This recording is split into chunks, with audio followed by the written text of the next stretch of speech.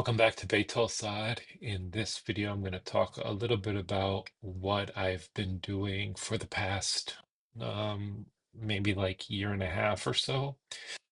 If you follow me on Instagram or us, Bayt Al-Asad, you'll probably have noticed that I have put out a bunch of videos that are me doing Persian meals.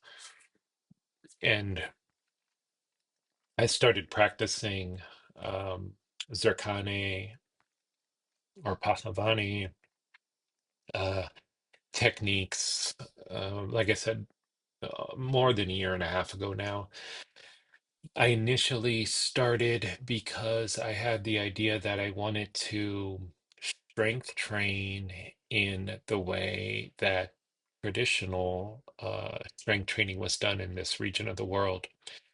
So I had looked around and years ago, my wife actually had ordered a set of meals and a shana from a website called Persian Yoga. So I had contacted the guy who runs it, Dr. Kashi Azad, and told him what I did and what I was interested in doing and um, what I would like to do going forward. And we had talked a while and developed a relationship. And so he became my coach.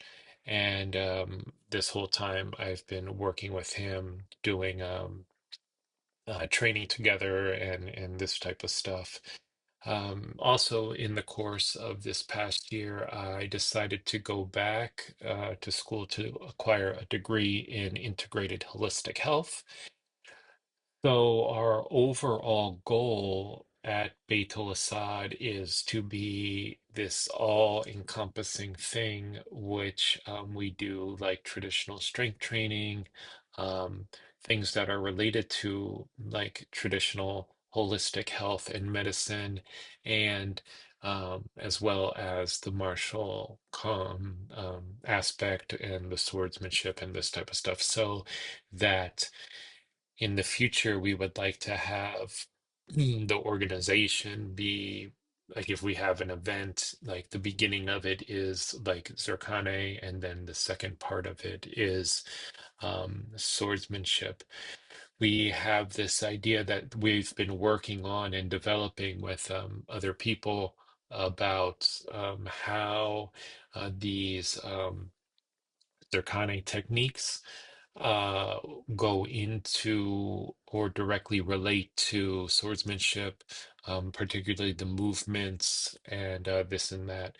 The basic idea is that if these are how traditional uh, warriors trained, the logic is that these movements would be incorporated into the weapon movements as well.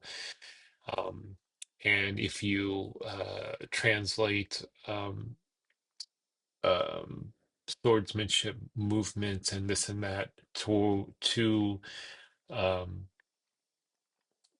with this type of thing in mind, I should say, you can see how it is relatable. And if you like envision meal movements, w- but with a weapon, it makes much more sense. And I feel that up until now, really, Middle Eastern swordsmanship has been developed or redeveloped with the idea that you're comparing it to European swordsmanship. And something that we always thought to do was to focus on the Middle East as its own culture or various cultures. Like you have like Turco-Persian culture, I guess, like Turkish, Persian, Indian, this type of thing that's separate from Europe. And I think that a failure that we have done in this whole thing was um, thinking of these weapons from a Western mindset as opposed to thinking about them from the perspective of the Middle East. So that being said, let's talk a little bit about uh, Dr. Kashi Azad. And I wanted to just bring him up just to show that who he is and kind of the credentials that go along with him. And so that people don't think that we're just making all of this up. So here's his website, Persian Yoga. You can go to this website. This is where I bought the meals, and I take his courses with him. You can buy everything from his website as well. So here's a picture of him from years ago. But I asked what when I was going to make this video, I told him and I said, tell me like about yourself. And basically, he just sent me what's written on the website. So I figured um, I'll just read it and it'll give you an idea as to who he is and kind of like the validity of Persian yoga. And um, it's really powerful. So these are his words. But like I said, they're on the website that you can just go check out yourself. So he said, I have had the honor of learning Pahlavani from some of Iran's most esteemed Morshids. My journey began under the tutelage of Morshid Panahi at the National Olympic Academy of Iran and at his own Zurkhane in Southside Tehran, where numerous renowned strongmen and wrestlers trained. These experiences deeply enriched my knowledge and practice of Pahlavani, grounding me in a tradition that spans centuries and is used by elite athletes and martial artists. I furthered my training with Morshid Hajati, widely regarded as Iran's most renowned Morshid and himself from a great lineage of masters. He is the owner of Iran's oldest Zurkhane, which has been in continuous operation for 500 years and has a foundation dating back 700 years. This experience provided me with a comprehensive understanding of the physical and spiritual aspects of Pahlavani.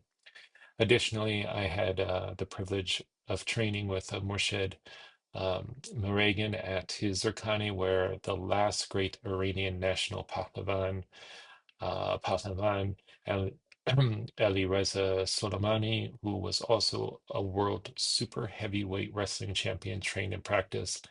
I had the great honor of being initiated as a Pahlavan by the great Pahlavan Ali Reza Soleimani. May his memory be immortal. So you can see here that is his journey, and my goal in this long-term goal is to also achieve this rank of Pahlavan, which would be awesome. But the thing is that it's a long journey. And for example, I started with meals. Actually, we do like four things: um, dinner, uh, meal work, Narmesh, and Pazidan. Those are the four things that I have trained and done. And I'm moving into working with Sang also. Um, But just to give you an idea, let's see some other things here that I'll talk about. Um, I kind of wanted to talk about the benefits of it. I have a movement disorder called myoclonus dystonia. So with this and um, my degree that I'm getting, kind of like using myself as a case study on certain aspects of this. So here are meals, obviously. And I have one here. So I started with this weight. This is when you buy the meals, this would be one of a set of 4 kilogram meals, but really 4 kilogram is the combined weight. So this right here is 2 kilograms. Um, it I used this for almost a year before I moved up to the 10 kilogram meals, which I don't have right around me. Um, so you see how long it takes to develop your muscles and the movement and the coordination to move up. A lot of people will just pick up these heavy meals and like the heavier ones I have and be like, well, I can do that. I work out and yeah, and you do. And you can pick them up and you might be able to swing them one or two times, but the goal is to do like a prolonged workout with them and that you can't do starting with the heavy ones because you have to develop and your muscles and um, like stretching your muscles, developing like the ability to bend like this and stuff, which you just most people don't have, when they're starting, and it's advised, or at least he advised, for me and most people who have some sort of ability to start with the 4 kilogram ones as the highest. And we see people have heavier ones. And like I said, just like 2 weeks ago or so, I was at an event and I brought the heavy ones and I was like, okay, let's, you want to try them and this. And of course, you had people be like, well, those little ones I don't, need. I work out and this and that. And then they pick up the heavy ones and can't go deep or can't do whatever. And, it proves them wrong in that aspect. So my point is that it's a long journey and to move up in the weight, it's not like a quick thing, um, but it's a total body workout. So when you're swinging a meal, you're essentially like doing a bunch of motions that would like weight training where you're doing like isolated one muscle. You'd have to do like 4 machines or 4 exercises to do the one exercise uh, of the meal. I don't know if you saw that thumb pop up. I don't know what that was, but in any case, um, then I have the Asana. So this is like a traditional push-up board. I think there's one on the web page here. Yeah, so if you do Asana, um, there are push-ups. For me, these are more challenging than the meals because I really am not a fan of push-ups to begin with. And these really, when you do them correctly, are, I mean, challenging until you have the muscles to do them, but you're like dripping with sweat and everything when you do this.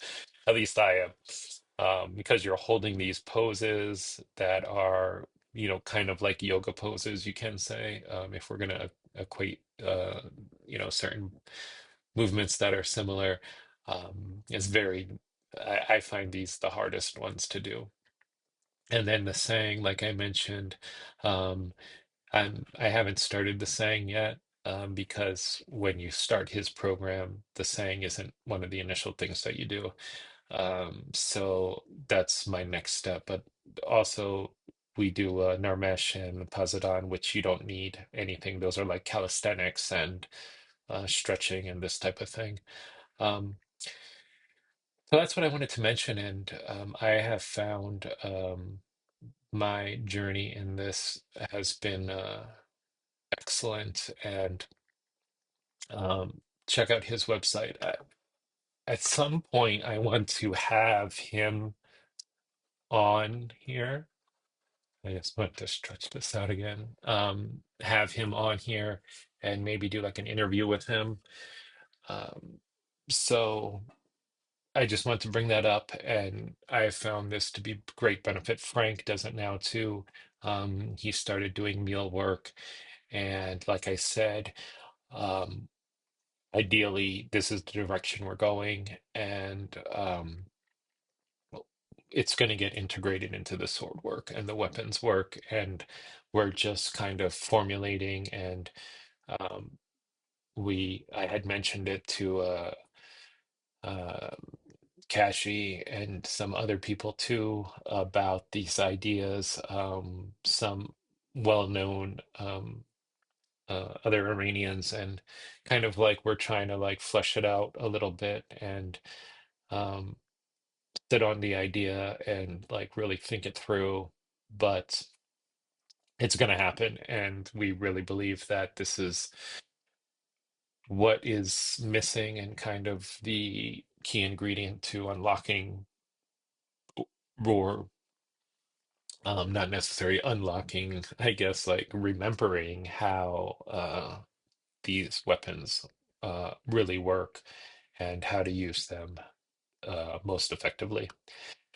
So thanks for watching. If you're here this far and watched this whole thing, please give it a like, subscribe if you're not subscribed. We also have a Patreon. We do way more stuff on Patreon than we do here on YouTube. So please go over and join us there as well. I just turned on Patreon, like free memberships, so like it'll auto promote, and if you're a free member, it'll like give out randomly free paid memberships for a month, so it would unlock all the videos for you to see if you don't pay. So once again, thanks for watching. Until next time, have a good day.